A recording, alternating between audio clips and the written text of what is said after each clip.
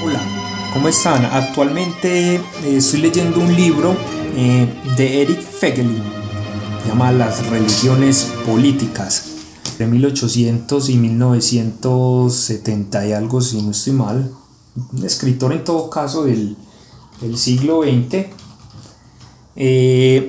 Esto lo hago pues porque soy politólogo y actualmente hago una maestría en análisis político y siempre he sido interesado en la profundidad del pensamiento occidental, lo cual me ha llevado a muchas preguntas sobre la naturaleza de la existencia humana, su motivo, sus fines. Y a lo largo de mi carrera universitaria y a lo largo de este proceso profesional me he ido respondiendo en muchas preguntas, y en Eric Feigelin encuentro la solución y la respuesta a varias preguntas que tenía. Indudablemente se forman otras, pero ya no son de un carácter global ni son de un carácter general que pretenda abarcar el sentido de la existencia humana, sino que son ya preguntas más dirigidas al aspecto constitutivo de la sociedad occidental. Digamos que Eric Feigelin subsanó o solucionó dentro de mí preguntas por la existencia y por el sentido de las sociedades occidentales. Y es en esta medida que yo quiero compartirles algunas reflexiones sobre este libro de las religiones políticas, que es fruto de una lectura que me dio curiosidad hacer porque me leí de Eric Feigelin La nueva ciencia de la política, que tengo entendido es su obra central. Bueno, como les venía diciendo, La nueva ciencia de la política de Katz, de la editorial Katz, me encantó. Es un libro que me hizo entender muchas cosas, y hoy quiero hablarles entonces de la relación de este libro y de las religiones políticas. Entonces quisiera empezar con este libro que tengo, que se divide en tres grandes ensayos, si no estoy mal: Las religiones políticas, Ciencia política y gnosticismo, 2 ensayos. Posteriormente pasa a la Ciencia política y gnosticismo, parte 1, y la parte 2 es Sucedáneo de la religión, los movimientos gnósticos de masas de nuestro tiempo. Entonces vamos a la primera parte, que son las religiones políticas, que fue lo que yo leí de Eric Feigelin. Eric Feigelin divide este ensayo en 5 partes y se los voy a leer. Prólogo. Parte 1. El problema, Estado, religión. Parte 2. Akenatón. Parte 3. Jerarquía, eclesía, espiritual y temporal. Apocalipsis. Cuarto. Leviatán. Quinto. Comunidad intramundana, simbología, fe, y epílogo, que es la nota bibliográfica. Eric Feigelin lo que hace en este texto, y en esta medida yo me separo de los académicos a nivel global, que son profesores por lo general, y es que en las academias nos encontramos con una educación que nos dice que los autores parecieran no tener intenciones, y cuyas obras de pensamiento no son producto para entender el mundo. Son producto para entender el mundo, pero no para cambiarlo, o no para atacarlo, o no para reformarlo. Y en eso yo me separo totalmente de los profesores académicos normalmente. Esto lo puede decir alguien que es pagado por una universidad. Esto lo puede decir alguien que vive su vida académica sin ningún compromiso, más allá que dar clases. Pero hay ciertos pensadores que acogen un compromiso social y científico con la sociedad. ¿Por qué? Porque yo siento que Eric Feigelin, por ejemplo, en el prólogo dice constantemente: el mal en su naturaleza existe y el mal efectivamente opera en el mundo, y es un mal demoníaco, ¿cierto? Y es un mal que pretende convertir al ser humano en un ser alejado de sus condiciones naturales. Feigelin, pues yo no he estudiado la biografía personal de él y no me interesa como tal. A mí me interesa, casi siempre que leo un autor, me interesa su pensamiento más que su vida personal. Supongo que se encontraron cosas muy interesantes en la vida personal de los autores, pero a mí pues la verdad eso me tiene sin cuidado en general. Entonces yo supongo y saco de estos libros que Eric Feigelin es católico, porque toda su estructura de pensamiento es occidental y es cristiana. Entonces cuando él habla del mal, es que verdaderamente hay movimientos políticos que han venido configurando a Occidente después de la Grecia clásica, pero sobre todo después del catolicismo. Y es que uno podría instaurar el pensamiento del catolicismo propiamente en la Edad Media con la escolástica y específicamente con Santo Tomás y San Agustín. Y cuando llega, yo creería que este rompimiento occidental se da es con la Ilustración. Y preferiblemente, y yo creo que es el inicio como tal, de lo que se llama el Renacimiento. Yo creo que el Renacimiento es el punto de incisión entre la Occidente clásica, humana y divina, tanto desde Roma y Grecia hasta ese punto del catolicismo. Y ya después de ahí empieza lo que Eric Feigelin, a mi entender, dibuja como el gran cuerpo del gnosticismo y de los movimientos modernos.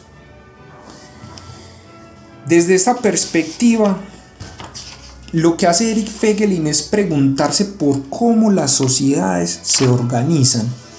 Y según Eric Feigelin, las sociedades se organizan a través del símbolo. Los símbolos, independientemente, o su independencia, su existencia es independiente de la religión. Pero claro, todo símbolo que organiza es en esencia sacro, sagrado, ¿cierto? Y fundamenta el origen y el sentido y la actuación de esa civilización o de esa comunidad en específico.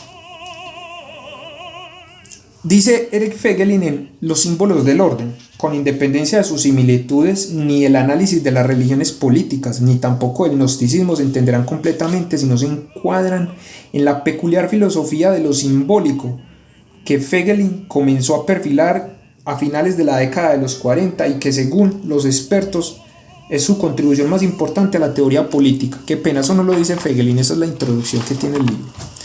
Pero como vemos, el símbolo es muy importante y él lo va a expresar en su capítulo sobre Akenatón.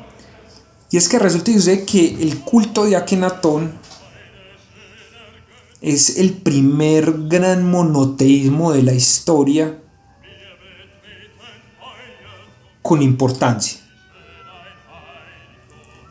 Porque aquí ocurre un elemento esencial dentro de la política que a mí me parece trascendental, y es que a lo largo de la historia humana pueden existir infinidad de fenómenos, pero estos fenómenos son trascendentales en la medida en que pertenezcan a un movimiento o a una actuación política que sea capaz de volverse realidad en el mundo, en este caso el Imperio de Egipto. En conclusión, solo aquello que trasciende a lo político, capaz de marcar la historia, puede tener importancia para absolutamente todos los seres humanos contemporáneos a ese momento y posteriores. Es decir, eso es realmente lo que forma, fundamenta y da continuidad a una civilización y a una comunidad. Todo lo demás cae en, digámoslo así, en las condiciones existenciales relativas a cada individuo. Son realmente ideas muy débiles, son ideas de una generación, 2 generaciones, pero que no pasan más allá, a no ser que lleguen al aparato estatal o al aparato religioso de forma que lleguen hasta la cúspide, ¿cierto? En esta medida, con Akenatón se da el primer gran monoteísmo el primer gran monoteísmo, y lo que hace es lograr que todas aquellas religiones, o más bien figuras y deidades que eran adoradas en el antiguo Egipto, pasen a estar unidas, por decirlo así, a una única iglesia, ¿cierto? Akenatón significa agradable Atón, que es una representación del sol, y el sol en este episodio histórico representa el todo, la luz contra las sombras, la fuente de vida. Y cuando muere Akenatón, toda la unión y el centralismo que él había creado desaparece y se vuelve a dispersar en la multitud de credos y en la multitud de creencias y de formas de hacer política. Con Akenatón se funda la idea principal de la unidad de la religión y de los símbolos. Dice Fegelein, por ejemplo, en Jerarquía, una forma básica de legitimación del dominio de unos hombres sobre otros se realiza mediante el símbolo de la irradiación, que desde la cúspide de la divinidad recorre toda la jerarquía de los poderosos y sus subordinados, y desciende hasta el último súbdito sometido a la obediencia. Lo que hace Fegelein al analizar este tema de Akenatón y de la eclesía es demostrar la unidad que existe entre lo temporal y lo eterno, ya que Akenatón representa el cuerpo soberano que a su vez tiene comunicación con Dios, y solo este cuerpo soberano, por así decirlo, es ciudadano, aunque claro, ciudadano, cuando hablamos del término ciudadano hay que recordar que esa ciudadanía es en términos de la civitas occidental, pero hagamos la similitud entre esa civilización y nosotros. El soberano sería entonces el representante de Dios en la tierra en este caso, y sería quien tiene comunicación directa con él, y todos los subordinados a él reciben el beneficio de esa bendición y el beneficio de ese poder sacro. Ahora bien, en Occidente esto cambia y el poder empieza a transmutar de lo religioso a la mundanidad. Porque recordemos que Eric Fegelein hace una interpretación muy interesante, y es que existen realmente dos mundos. El mundo de lo intramundano y el mundo de lo supramundano. En el mundo de lo supramundano, es decir, lo que está por encima del mundo, están todas las religiones de salvación. Mencionaré 3, que son los 3 monoteísmos básicos y los más fuertes, ¿cierto? Que son los herederos de Abraham, que es el cristianismo, el islam y el judaísmo. Ahora bien, estas religiones de salvación fundamentan el fin de la historia en la llegada de algún Mesías, y en esta medida me quiero remitir solo al cristianismo, que es la religión que conozco y a la cual pertenezco. En el cristianismo, el fin de los tiempos se da con la llegada de Cristo, y se ejerce un juicio que es un juicio valorativo. En esta medida, la importancia de las religiones en Fegelein de salvación es que le permiten, desde mi interpretación, tener una vida al ser humano consciente de su mortalidad y debilidad. Y en esa medida es una vida llena de humildad, de sumisión a su condición humana, a su condición de mortalidad. De acuerdo a esto, lo que pasa con Jesucristo, que es el cuerpo y la unidad de la iglesia, es que se derrama sobre toda la humanidad creyente en Cristo, no toda la humanidad en un sentido constitutivo de especie humana en razón científica, sino constitutivo de creyentes en Cristo, porque la comunidad de la Iglesia Católica se basa en la aceptación del credo. Es que la unidad se funda en el cuerpo místico de la muerte de Cristo y en su creencia en el proceso religioso, en la fe. Cuando no ocurre esto, tenemos en este caso el mundo intramundano. Cuando no se tiene la creencia en el símbolo religioso supramundano, tenemos el mundo intramundano, que es el mundo en realismo, o sea, lo que llama pura realidad, que es el mundo en el cual se dan los efectos físicos.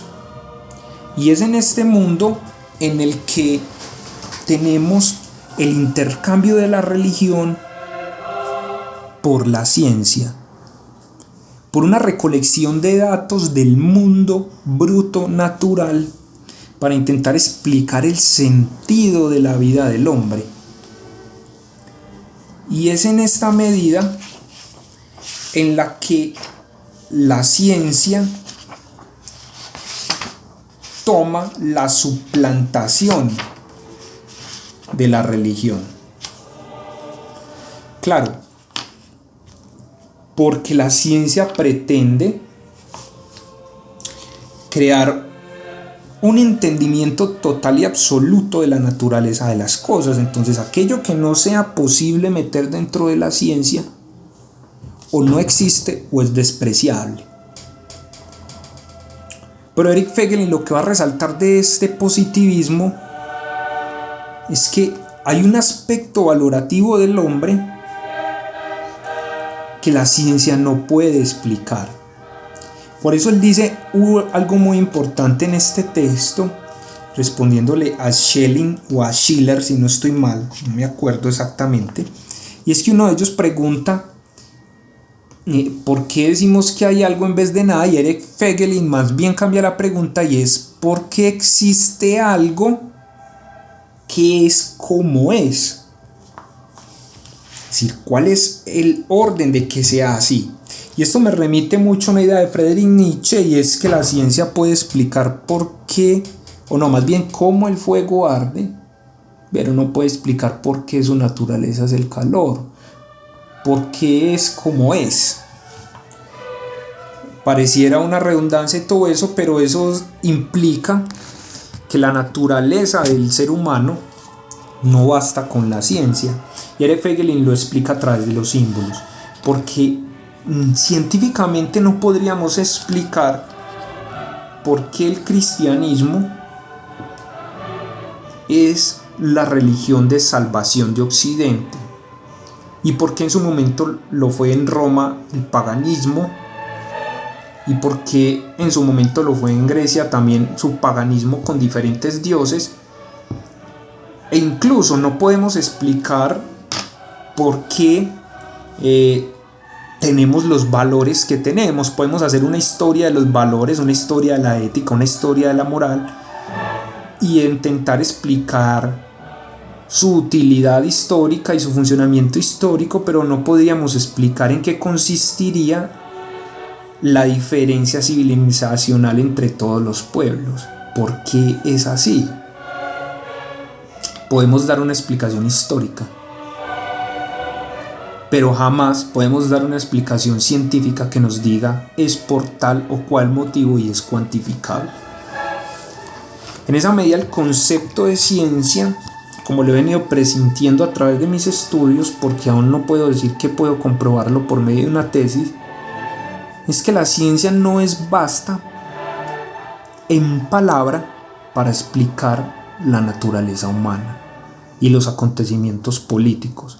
Es decir, se pueden usar los métodos cuantitativos y cualitativos para intentar entender, pero científicamente esa explicación no puede darme el sentido de la toma de decisiones para que las personas hagan tal o cual cosa. De hecho, esto es uno de los límites que Eric Feigelin le discute a Max Weber, y es que incluso el científico, a la hora de investigar, valora qué puede ser investigado, cometiendo inmediatamente un sesgo del cual no puede salirse nunca, y es escoger qué vale la pena ser investigado. En esa medida hay una discriminación valorativa de todo el acontecer político y social que conlleva a un estudio específico. De acuerdo a esto, la ciencia, en términos de la religión intramundana, viene a ocupar el aspecto de la religión y pretende llegar a tal punto en que produzca un bienestar como si la tierra fuera un paraíso. Lo que pasa en este punto es que la ciencia también empieza a formar parte de una máquina de asedio salida de la Ilustración. Y es la máquina de asedio vigente de todos los movimientos sociales, feminismo, LGTBI, Black Lives Matter, bueno, cualquiera que impliquen el cambio no solo cultural, sino de las conceptualizaciones científicas del mundo. Y en esta medida la ciencia lo que logra es usar la herramienta de la supuesta razón para eliminar la conformación histórica que han tenido los pueblos a nivel valorativo. En esta medida lo que hace es que todos los movimientos políticos modernos, si ustedes observan, tienen una raíz en común: liberalismo, socialismo, comunismo, nazismo. Todos tienen un ismo en común, como si fuera una particularidad de un movimiento, de algo que no logra ser una cosmovisión del mundo, de algo que no logra ser una cosmogonía. Yo creería que la palabra perfecta para describir el orden de un pensamiento político que intente llegar a la médula de la naturaleza del ser humano está en la cosmogonía, en el origen religioso, sacro del hombre y del universo.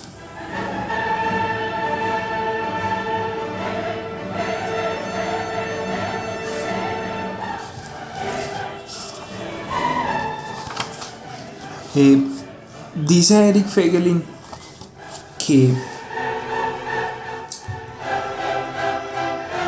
los movimientos, por ejemplo, como el socialismo, el cientificismo, pretenden crear un tipo de hombre, y lo vemos en el hombre de Comte, en el hombre de Nietzsche, en el hombre de Marx. El hombre socialista, el hombre científico, el superhombre, que es el Übermensch.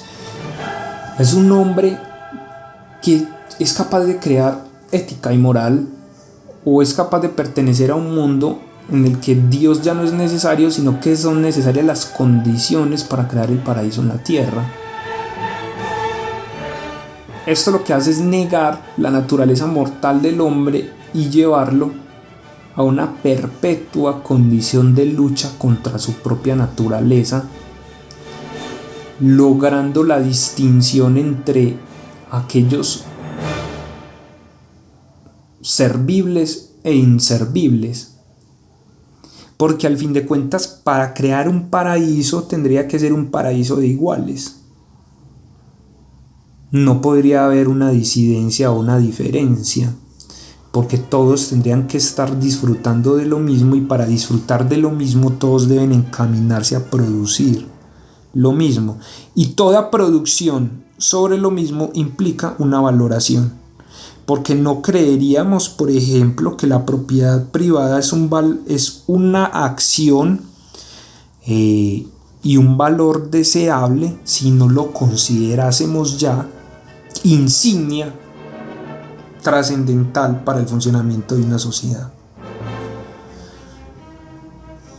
En esta medida, los movimientos de salvación, los movimientos religiosos, los movimientos gnósticos y modernos, lo que intentan formar es una eclesía. Voy a leer qué es la eclesía en Fegeli. Dice así: en la simbología jerárquica, el Estado no se presenta como unidad cerrada en sí misma, sino es compuesto en los rangos de poder, que a través de los gobernantes terrenales llegan hasta Dios. Ciertamente, ya aquí la persona del súbdito corre el peligro de quedar separada de Dios por las funciones intermedias de la jerarquía, pero incluso en aquellos casos en que no se declara expresamente su presencia inmediata, como si hace Bodino, que es quien escribe los 10 libros de la República, que es, si no estoy mal, es del absolutismo monárquico, Bodino, sigue existiendo una única corriente divina de fuerza que, partiendo de la fuente, se derrama por todos los escalones de la pirámide hasta llegar a la base.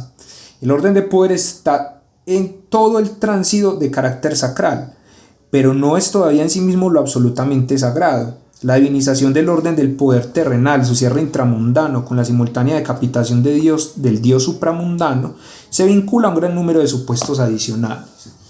Recordemos que no en vano Nietzsche dice por allá que hemos matado a Dios, quien saca esas afirmaciones de Hegel, y es que se ha adquirido en el mundo el lenguaje sacral de las instituciones o de la divinidad, es decir, el Estado intenta ser ese Dios terrenal capaz de conocerlos a todos, capaz de juzgarlos a todos por sus actos, capaz de repartir bienestar a todos con un recurso en común o dejándole al libre albedrío si no ha cometido ningún delito para que viva en su libertad, y capaz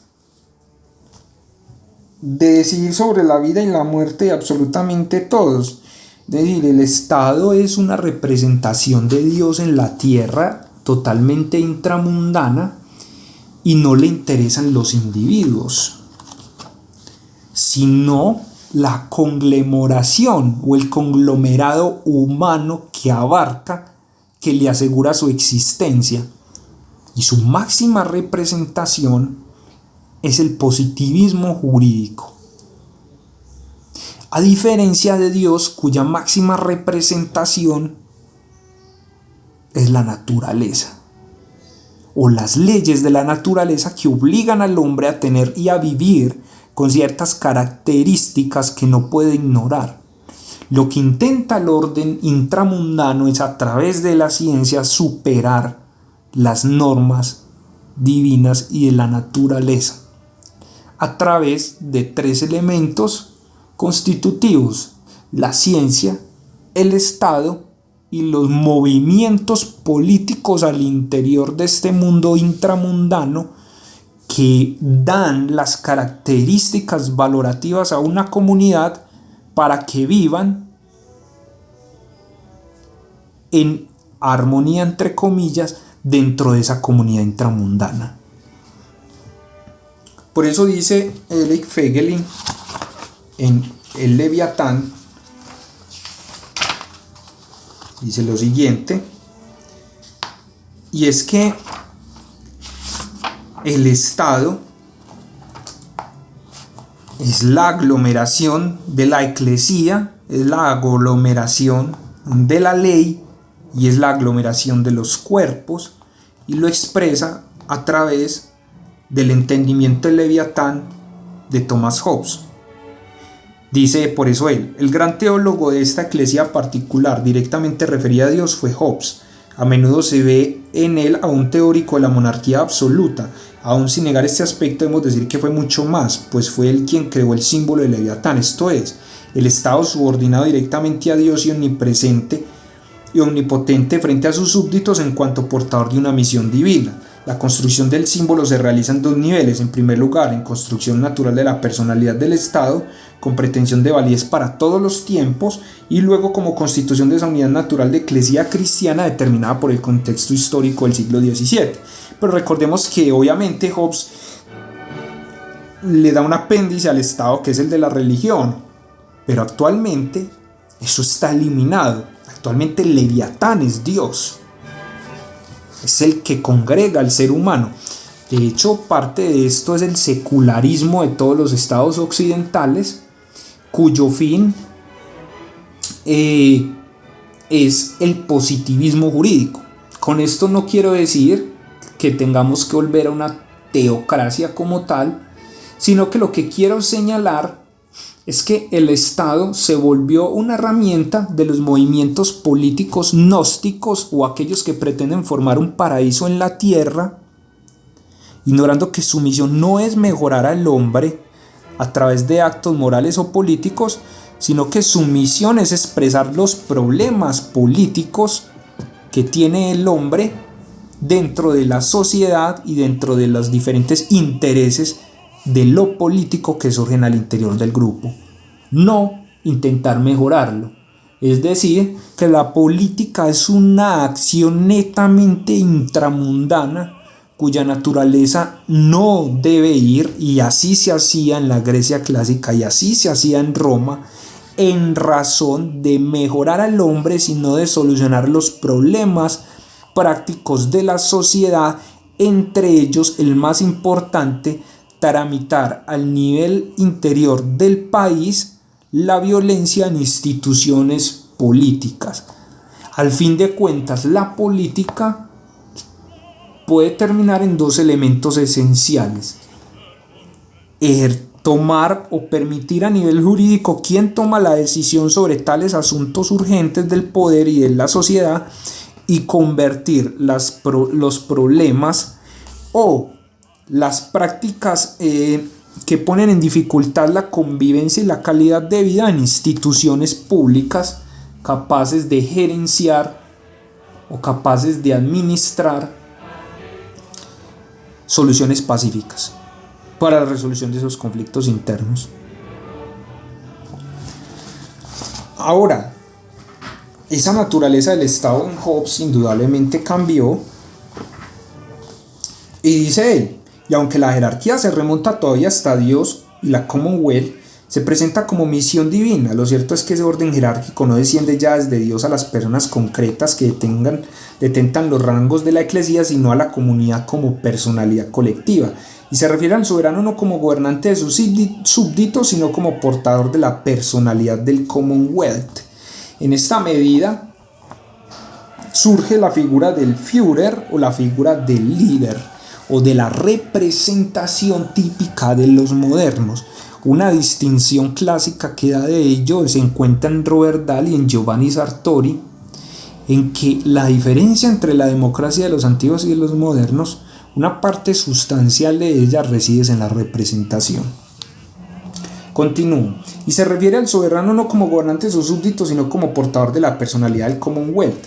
Si se quiere hacer comparaciones históricas, habría que reconocer a Hobbes en lo referente a la eclesía particular ultramundana un lugar semejante al de Pablo en la creación de los símbolos de la comunidad cristiana. Y es que en esta medida Hobbes logra fundar el instrumento fáctico de las religiones políticas, que es el Estado. ¿Cómo Pablo logra fundar la Iglesia de Cristo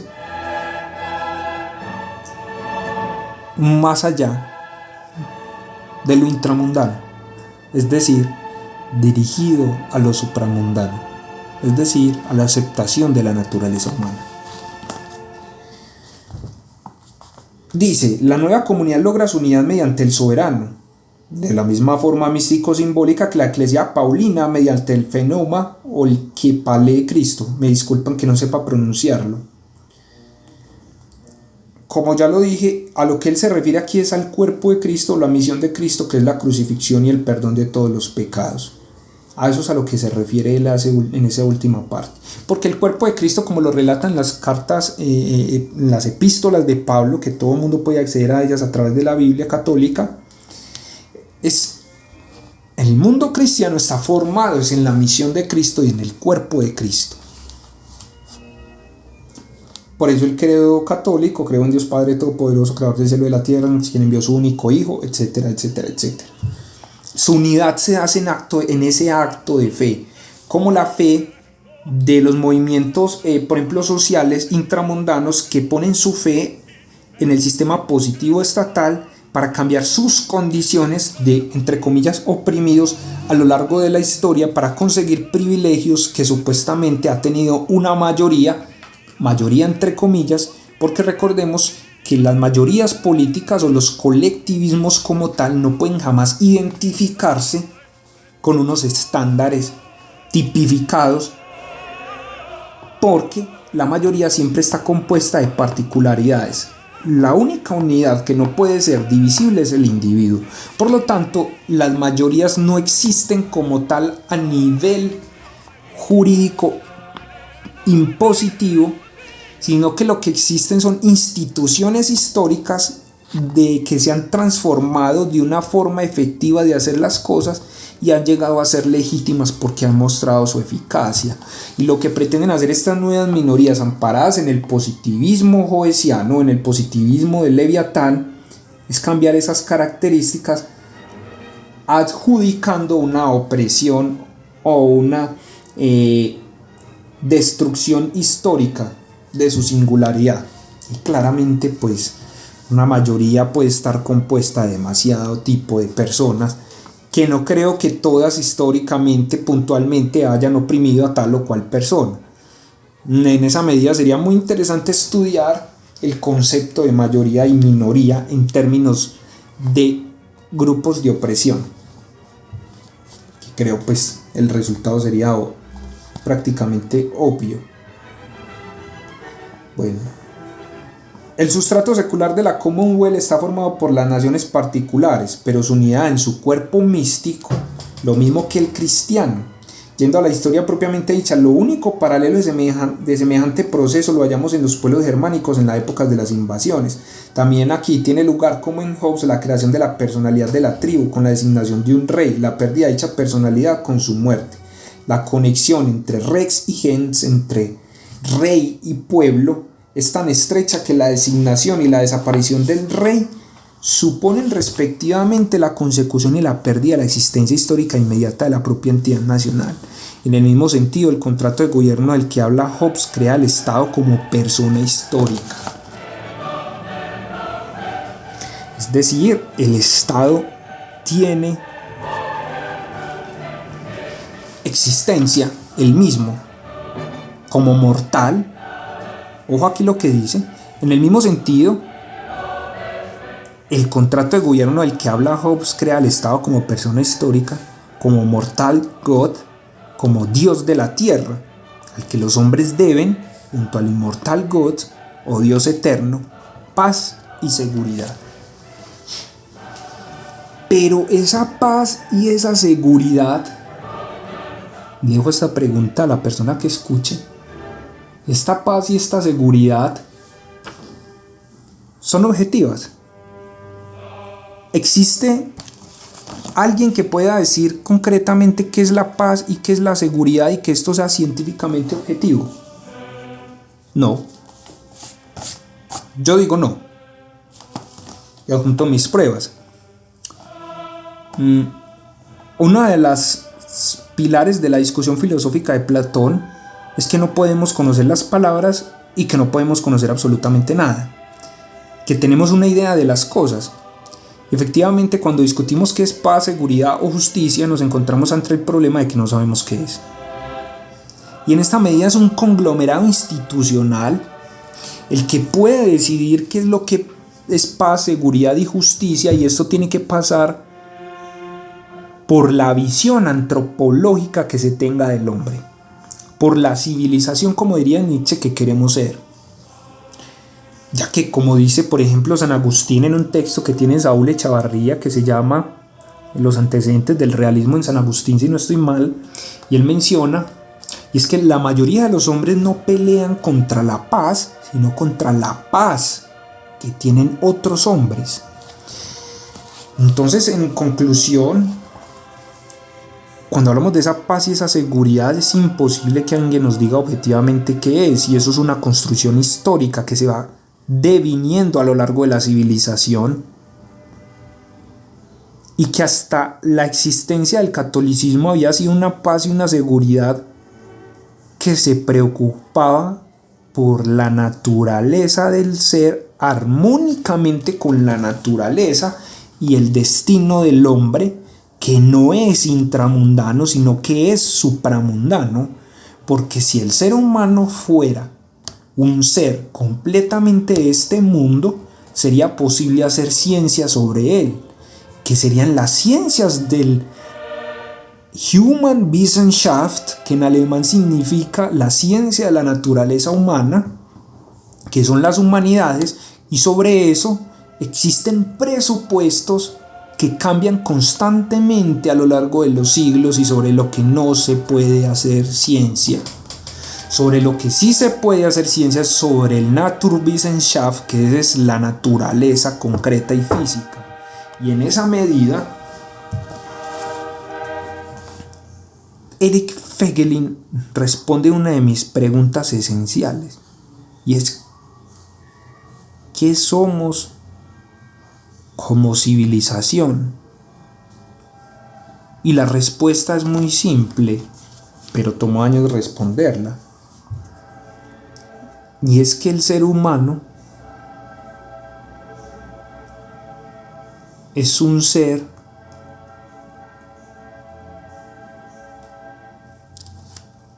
ambivalente, compuesto de dos esencias: cuerpo y espíritu. En esa medida, hay respuestas a la vida que se consiguen en la tierra, y hay otras que se consiguen a través de la religión o a través de lo sagrado, de lo que va más allá de mi persona singular y existente. En esta medida, lo único científico en el ser humano es que su naturaleza es ambivalente, y que su condición primera son las condiciones impuestas por la naturaleza, es decir, el cuerpo y con él una mente. Casi que podríamos decir que lo único que se puede aseverar científicamente sobre el ser humano es que es un arquetipo.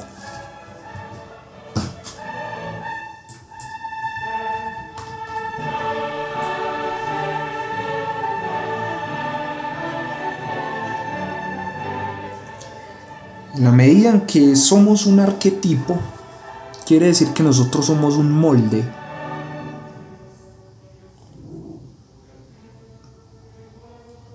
Sobre el que, como diría Sócrates, podemos tener una idea,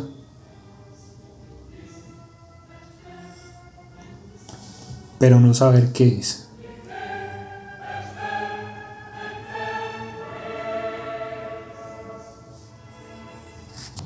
En esa medida, el ser humano es como si fuera una columna de una gran construcción, en la cual esa construcción no es posible llevarse a cabo sin esa columna y en la cual esa columna debe ser rellenada con la vida.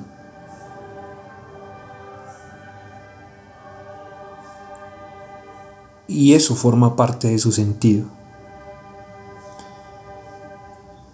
Y los movimientos supramundanos, que son las religiones de salvación, aceptan que el ser humano es una columna y que esa es su función y que esa es su naturaleza y que no puede ser más que eso. Sin embargo, puede ser pintada de muchas formas. Puede ser construida longitudinalmente o de forma amplia como se desee, pero seguirá siempre siendo una columna. Lo que pretenden hacer los movimientos intramundanos o los movimientos que quieren convertir el paraíso en la tierra es coger esa columna y convertirla en baldosa, convertirla en puerta, convertirla en baño, convertirla en ventana, y para esto deben cercenarla, mutilarla, dinamitarla, porque ellos son los moldeadores de la naturaleza humana y no la vida, la moldeadora del ser humano. Creo que esta metáfora lo explica perfectamente. Por ello, no olvidemos, como dice Eric Feigelin, sobre la naturaleza del Estado en Hobbes. Y es que Hobbes en la Biblia define al Estado con la mitología de la Biblia. Y es que el Estado es, al fin de cuentas, el padre de los orgullosos.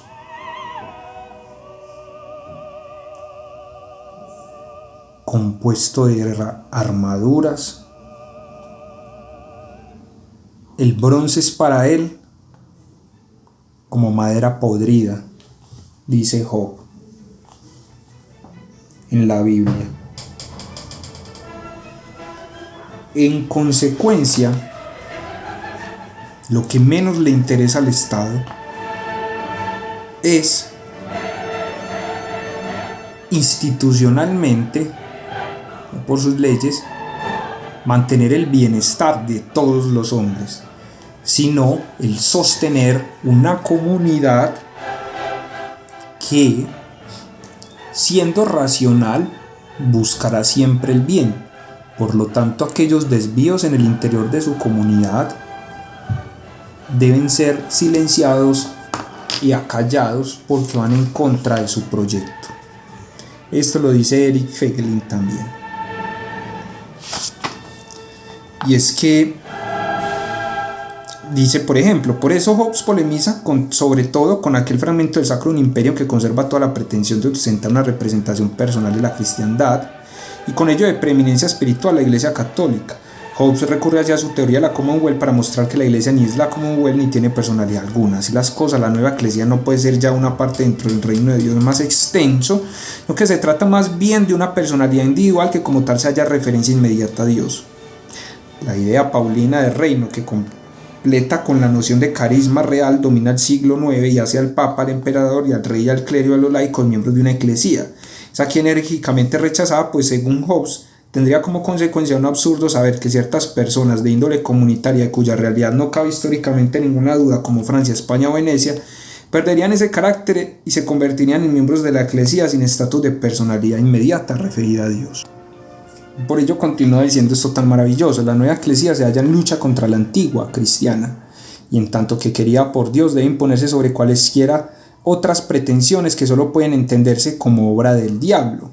El símbolo de Leviatán debe contraponer Hobbes, por tanto, la simbología del imperio del diablo. En lo que respecta a la humanidad cristiana, esta se divide en la eclesia de la comunidad políticas cristianas. El intento de mantener o producir una iglesia cristiana universal como sustitución con personalidad propia se interpreta como obra de Satán.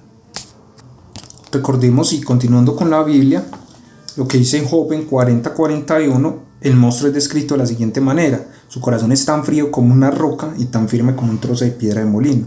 Cuando se alza, se horrorizan los fuertes, y cuando se encoleriza, no hay piedad. Nadie en la tierra se puede comparar con él. No conoce el miedo, desprecia todo aquello que se eleva, es rey por encima de todo orgullo. Ahora bien, ¿de dónde sale, digámoslo así, esta idea de un paraíso en la tierra? Según Eric Feigelin, sale de Joaquín de Fiore, quien dibuja 3 edades, que son las edades del Padre, del Hijo y del Espíritu Santo, basadas y calculadas en la edad de Jesucristo. Se habla de 32 y 42 años, momento de la crucifixión, pero pues ese tema matemático no lo he estudiado, eso solamente lo sé pues por investigaciones personales, y Joaquín de Fiore hace ese cálculo, entonces se habla del año 1200, que creo que es donde nace Joaquín de Fiore, etc. Pero lo importante es que él deja a nivel occidental una idea de que llegará un día en un paraíso en la tierra, y esto sería casi como una apostasía contra la iglesia, y esto sería casi como casi como un heresiarca, por así decirlo, puesto que esta interpretación ha permitido a los movimientos gnósticos y a los movimientos actuales intentar lograr eso, y es la modificación del hombre por la fuerza, y esta fuerza está amparada por el Estado, por vías jurídicas, y actualmente, como sabemos, existen unos jerarcas seculares basados en todo lo que hoy llamamos el aspecto cultural del mundo, que funciona a través del cine, videojuegos, películas, fiestas, trabajo, etcétera, donde lo que se hace en este mundo secular es cada vez más moralizar lo que debe ser el hombre, intentando buscar un contenido ético, racional y científico a la moral y la ética, que por millones de años, y preferiblemente desde la fundación de la civilización occidental, que se puede mezclar en 4 pueblos: Roma, Grecia, los normandos y el pueblo europeo en su conjunto ya como comunidad cristiana, intentar cambiar todo esto por esa racionalidad. Miren lo tan espectacular que dice aquí Feigelin. Joaquín sitúa la instauración del Tercer Imperio desde el año 1200. Los franciscanos joaquinistas se retrasan hasta 1260. Los modelos históricos en que se apoyó la visión apocalíptica del Tercer Imperio no eran otros que las nuevas fundaciones religiosas, las nuevas órdenes religiosas, en las que hacían visible el creciente desarrollo de la vida plena del Espíritu Santo. Esta revelación se va consolidando en las primeras generaciones de franciscanos, hasta dar lugar a la idea de que Francisco de Asís es el Dux anunciado, con Joaquín de Fiore y Domingo de Guzmán como sus precursores. A la de la obra de Joaquín es reconocida como el Evangelium Eternum, del que habla el Apocalipsis 14:6. El Tercer Imperio Joaquín no es una nueva institución llamada a ocupar el lugar de la Iglesia tras una revolución, sino un proceso de espiritualización de la Eclesía, la transformación de la Iglesia universal en una nueva orden, de monacato contemplativo espiritualizado. Por ello, en contraposición con el Apocalipsis del reino descrito por Pablo, la revelación de Joaquín nada dice sobre cómo ha de ser el orden social del Tercer Imperio. En el reino del Spiritualis Intelligentia, los hombres llevan una vida puramente contemplativa, no ya activa contemplativa como el clero de la Iglesia Universal, viven fraternalmente en el espíritu y la pobreza, y todos tienen el mismo rango sin que exista un orden de coerción. Entonces, lo que hace Eric Feigelin en este libro es anunciarnos el peligro de los movimientos políticos modernos como moldeadores del hombre, como si fuésemos una plastilina, bajo los instrumentos de la moralización secular, basada en las enseñanzas de la ilustración racional y amparadas por la fuerza positiva y jurídica del Estado, cuyo padre es Thomas Hobbes. En esa medida, el mundo supramundano, que es el mundo de Dios, el mundo de salvarse individualmente y salvar el alma, que quien quiera verlo hermosa y maravillosamente puede ver el discurso de la montaña de Jesucristo en el Evangelio de San Mateo, Lo que pretende entonces esto es ese proyecto político. Su mayor exponente y su padre, digámoslo así, el padre de la moral, es Karl Marx.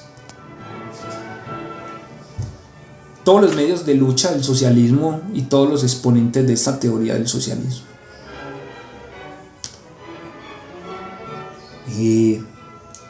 Es indudable que nos enfrentamos a un aspecto histórico muy interesante, que quién sabe en qué va a devenir. Quién sabe cuántos siglos demore y qué sucede al fin de cuentas. Pero por ahora está la lucha en la que nos encontramos, y no creo que Eric Feigelin haga un libro de forma ingenua, porque qué entretenido hacerlo, o porque para que vean que soy inteligente o soy profesional de la ciencia política, sino porque creo que, pues, al no ser político, su forma de contribuir es a través del pensamiento. Por eso digo que hay dos clases de pensadores. Uno que vive de su pensamiento para su profesión y para sus alumnos y para las universidades y para el que le pague. Y hay otra clase de pensador, que es el pensador que pretende arrojar luces sobre el mundo para actuar sobre aquello que es correcto y con criterio, para basarse en aquello que está más cerca de la naturaleza de las cosas, que es lo correcto. ¿Por qué es lo correcto? Porque está cerca del funcionamiento del mundo. Es decir, basado en las leyes eternas de la creación, que no tienen que ver con la intervención humana. Y esto no quiere decir que el ser humano esté supeditado a un destino como lo consideraban Calvino y Lutero, sino que quiere decir que hay unas normas básicas en las que el ser humano permanece siendo el maravilloso ser que es, y hay otras en las que ese ser termina convirtiéndose en un tirano, homicida, genocida, o en su defecto en un individuo deshumanizado y desnaturalizado, que conlleva a todas las patologías sociales y enfermedades físicas y mentales que hoy existe y que enfrenta la modernidad, y que han puesto incluso al planeta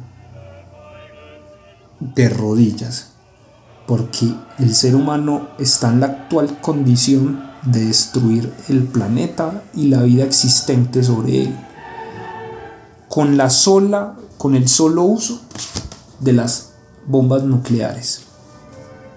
Entonces, al pensar en esto, uno se da cuenta de cómo los movimientos actuales del mundo tienen un proyecto político muy bien establecido.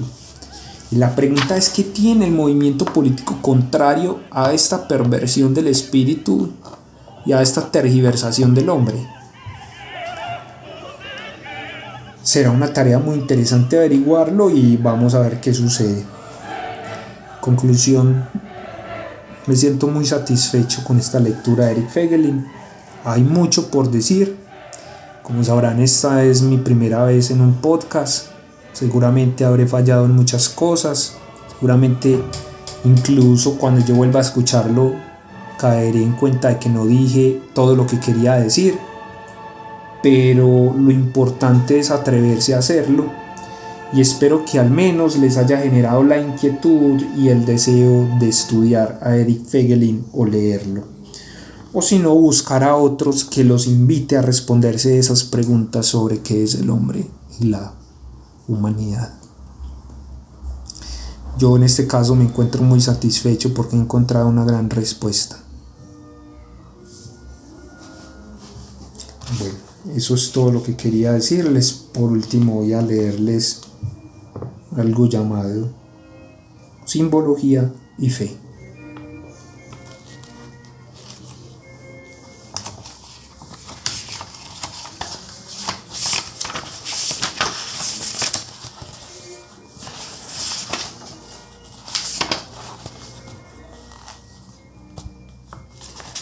Dice Eric Feigelin: el más firme fundamento de la nueva intramundalidad en que vienen trabajando los siglos desde la Edad Media tardía es el conocimiento del mundo como inventario de hechos de todos los niveles y como saber en torno a sus órdenes de conexión esencial y causal, es decir, la ciencia. El saber acerca del universo y de la naturaleza, sobre la tierra y los pueblos que la habitan, sobre su historia y diferencias espirituales, sobre plantas y animales, sobre el hombre como ser vivo y como espíritu, sobre su existencia histórica y sobre su capacidad de conocer, su vida anímica y sus instintos. Colman la nueva imagen del mundo, empuja hacia la periferia y más allá, todo saber por qué el orden divino.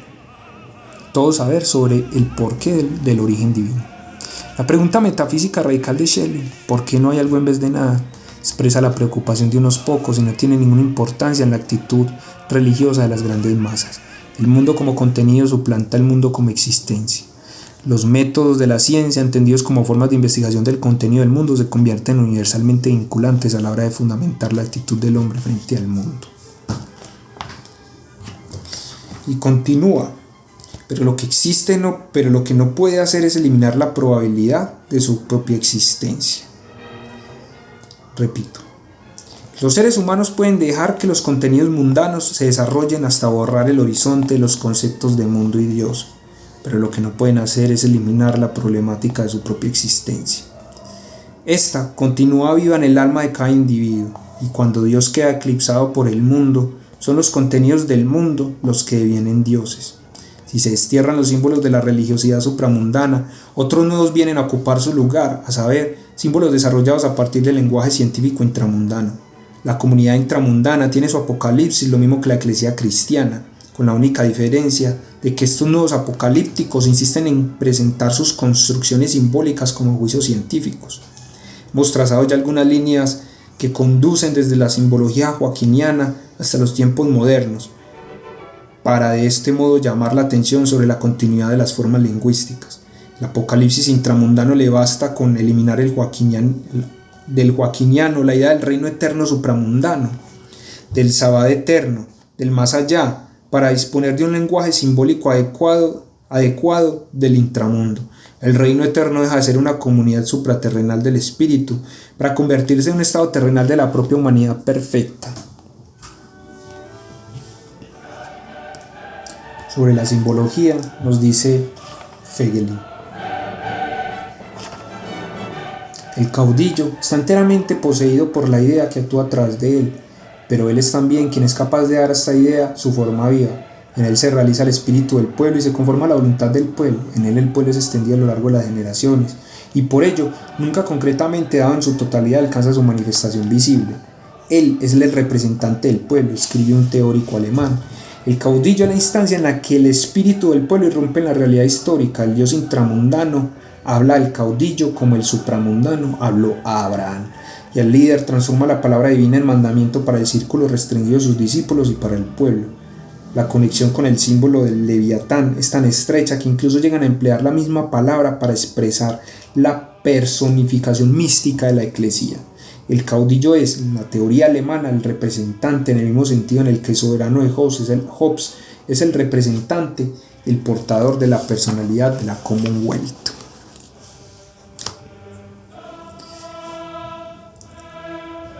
En la simbología intramundana, caudillo y pueblo se vinculan mutuamente en la entidad sacral, que habita tanto en el uno como en el otro. El Dios no está afuera, sino que habita dentro de los propios hombres, y será posible, por tanto, que el espíritu del pueblo se expresará también en la voluntad del pueblo, esto es, que la voz del pueblo es la voz de Dios.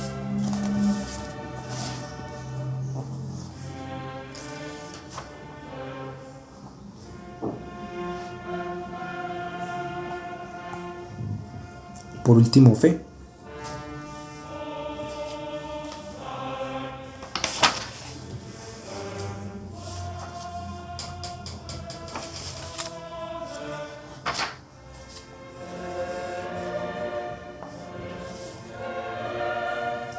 En los tiempos de la tensión y espera, los servidores del Gria son los portadores y valedores del imperio venidero. Una vez establecido el modelo de la organización política, la exaltación de los firmes se separa del día a día de los negocios libres del combate y del tráfago cotidiano. En el poema que empieza, y tras las victorias vienen los que la celebran, entonces ellos son grandes y el soldado está mudo. El poeta se vuelve contra la gente de Roma ignorante, dependiente de sus asuntos, que pretende explicar el sentido de lo sucedido, mientras que los luchadores, temblando ante el destino, se limitan a esperar nuevas órdenes y se sienten impulsados hacia nuevos combates. No es tiempo de ofuscarse en las celebraciones, nuestra empresa es forjar el nuevo imperio, el tiempo que los demás se muestran incapaces de comprender el destino que comienza a cumplirse. En este último fe, lo que él hace es analizar un poema que se llama Los Cantos del Imperio, Die Lieder von Reich, de Gerhard Schumann, quien fuera un poeta alemán vinculado al régimen nazi, durante el cual desempeñó diferentes puestos de responsabilidad y obtuvo los máximos galardones literarios. Lo que él hace hablar es aquí sobre lo que ya hemos hablado del caudillo como representación del pueblo, que es a su vez la representación de Dios, y todo lo que ya hemos discutido.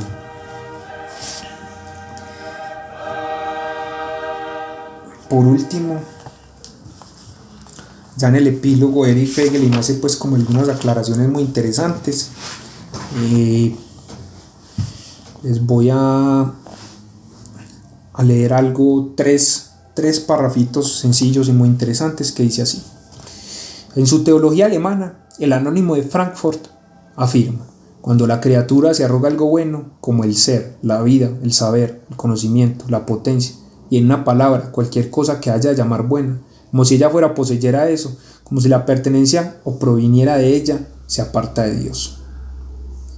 ¿Y qué otra cosa hizo el diablo? ¿Qué otra cosa fue en el apartamiento y la caída, sino el hecho de que creyó ser algo, tener una identidad y una propiedad?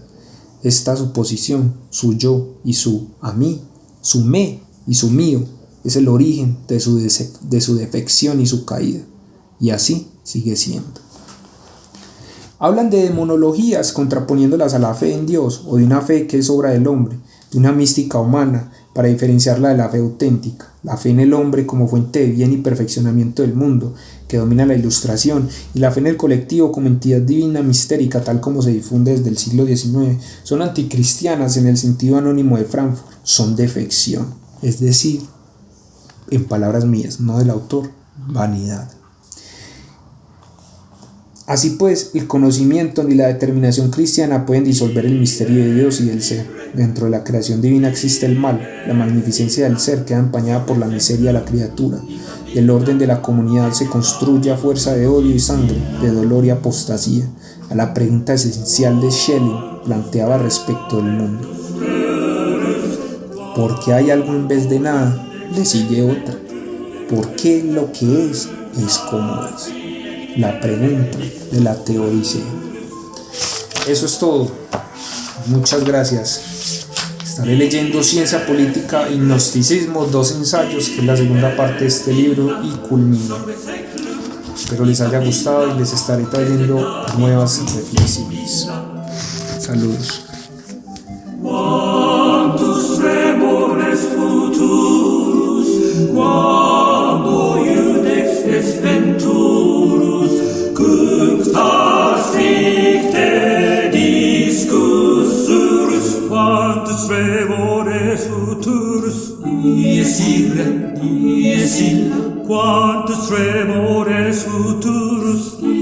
illa, quantus tremores futurus, quantus tremores futurus, quando iudex est venturus, cunctas rite discussurus, cunctas rite stricte discussurus.